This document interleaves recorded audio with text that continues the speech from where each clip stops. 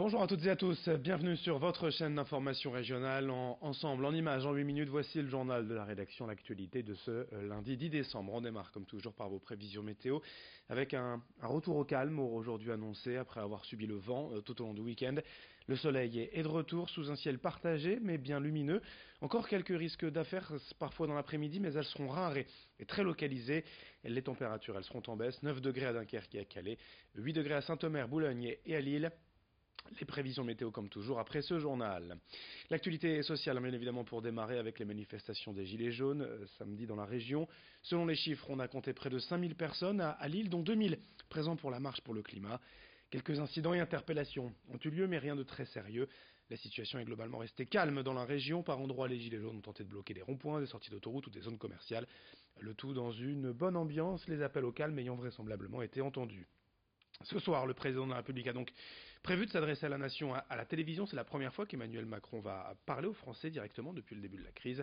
Une prise de parole attendue par certains, mais inutile et trop tardive pour d'autres. Ainsi, cette semaine, les lycéens devraient poursuivre leur mouvement contre la réforme du bac et Parcoursup. Les agriculteurs, eux aussi, vont se mobiliser ce mercredi, mais sans rallier les Gilets jaunes, car ils veulent faire entendre leurs propres revendications. En revanche, ce week-end, les transporteurs routiers ont annulé leur mouvement de grève. Les syndicats avaient appelé à la mobilisation et au blocage suite à l'annulation des heures supplémentaires payées à 25% à partir de 150 € par mois et à 50% à partir de 187 heures. Le gouvernement prévoyait de ne majorer qu'à 10% ces heures supplémentaires, mais jeudi soir, la ministre des Transports a donc confirmé qu'il n'y aurait finalement pas de changement sur ces taux de majoration. L'accord de branche continuera donc de prévaloir.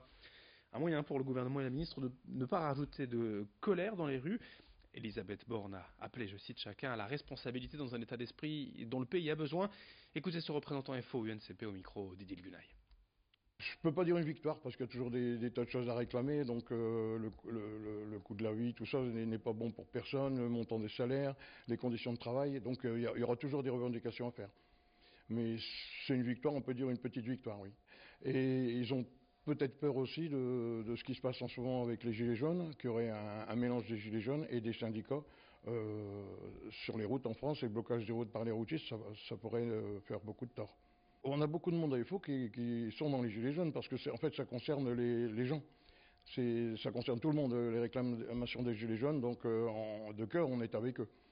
Mais officiellement on n'y est pas en tant que syndicat.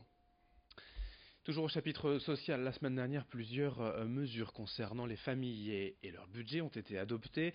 Congé parental, allocation familiale, accès aux soins, des changements sont à prévoir au 1er janvier prochain. On fait le point en détail avec Margot Sailly avec nous au plateau.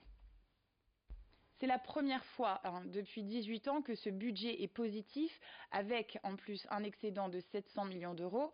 Alors ce budget, il prévoit notamment une extension de la couverture maladie universelle aux personnes éligibles à l'aide au paiement d'une complémentaire santé. L'objectif du gouvernement, il est simple, c'est d'améliorer le remboursement des soins pour les plus modestes et d'en faciliter leur accès. Cette mesure, elle sera en vigueur à partir du 1er novembre 2019 et elle concerne tout de même 1 200 000 bénéficiaires. Cette participation doit être fixée par arrêté, mais devrait être inférieure à 1 € par jour. La revalorisation des aides de l'État sera quant à elle très inégale. Le projet du budget limite à 0,3% l'augmentation des allocations familiales, des APL et des pensions de retraite, ce qui est bien en dessous de l'inflation actuelle qui est estimée à 1,9% par l'INSEE. Toutefois, certaines prestations faisant partie de la catégorie des prestations prioritaires, elles, augmenteront. C'est le cas par exemple du minimum vieillesse qui va s'accroître de 35 € dès le mois de janvier. 40 € de plus sont prévus pour les allocations adultes handicapés dès le 1er novembre prochain. Et la prime d'activité aura un bonus calculé sur les revenus du bénéficiaire dès le mois d'avril. On observe également une amélioration du côté des congés parentaux, donc puisque dès janvier, les travailleuses indépendantes, les chefs d'entreprise et les agricultrices pourront bénéficier d'un congé maternité aussi long que ceux des salariés. Il passe ainsi de 44 jours à 16 semaines. Les pères ne seront pas en reste non plus, puisque ceux dont le nouveau-né est placé dans une unité spécialisée, comme par exemple les bébés prématurés, auront le droit à un congé correspondant à la durée d'hospitalisation de leur enfant. Enfin, un forfait de réorientation doit être expérimenté durant 3 ans pour les hôpitaux volontaires. Donc il vise à inciter les établissements hospitaliers à rediriger les patients qui ne sont pas des cas d'urgence vers de la médecine de ville, ce qui facilitera notamment le désengorgement des hôpitaux. On enchaîne avec toute autre chose, une belle image dans ce journal à l'approche de Noël. Une collecte de dizaines de jouets pour les enfants hospitalisés.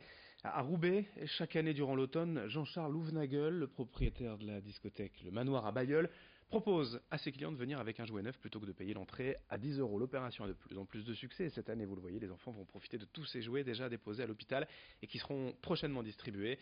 Pour le patron du manoir, c'est aussi une manière de ne pas oublier l'un de ses fournisseurs et amis est touché il y a 5 ans par la tumeur de son petit-fils et à l'origine de cette opération. Explication au micro de Margot Sailly. L'entrée au manoir, normalement, est de 10 € quand on a la carte de membre. On pense en gros que les clients se sont dit, au lieu de payer 10 € l'entrée, on va acheter un jouet entre 10 et 15 €. Voilà. Il y a même des clients qui ont payé l'entrée malgré qu'ils ont ramené un jouet, ce qui est formidable. Cette année, les gens autant généreux que l'année dernière, on a 140 cadeaux cette année. Qui ont été complétés par une petite tirelire que nous avions mis au sein du vestiaire, où les gens qui n'avaient pas de cadeau mais qui voulaient participer à l'action mettaient 1 €, 2 €, 5 €. Il y a des gens qui ont mis 15 € même, donc tout en payant l'entrée. Donc on sentait vraiment une mobilisation, une générosité cette année, encore en qualité plus que l'année dernière. C'est-à-dire que les choses se font de mieux en mieux. Allez, les résultats sport du week-end avec en football en Ligue 1. Le LOSC sauvé in extremis. Hier, match nul à domicile face à Reims, 1 partout. C'est un pénalty dans les toutes dernières minutes dans les arrêts de jeu de Nicolas Pepe qui a permis aux Lillois d'égaliser. Lille a donc pris 1 point hier, mais après la rencontre, l'entraîneur Christophe Galtier a quand même dénoncé l'attitude suffisante de ses joueurs. En football également, le 8e tour de la Coupe de France avec les qualifications de Croix aux dépens de Boulogne. Lens s'est imposé à Versailles. Gravelines a battu Nesle. Valenciennes est venue à bout de temps. En revanche, le match Bastia-Saint-Omer a été reporté pour cause de vent. En basket, en Jeep Elite, victoire du BCM Gravelines-Dunkerque 102-100 à Chalon-sur-Saône. Défaite en revanche pour le SSM Le Portel 69-72 à domicile hier soir face à Lyon-Villeurbanne. D'autres résultats bien évidemment sur notre site internet, notre page Facebook, d'autres infos en images à suivre dans nos prochaines éditions. Merci de votre fidélité. Très belle journée en ce lundi 10 décembre.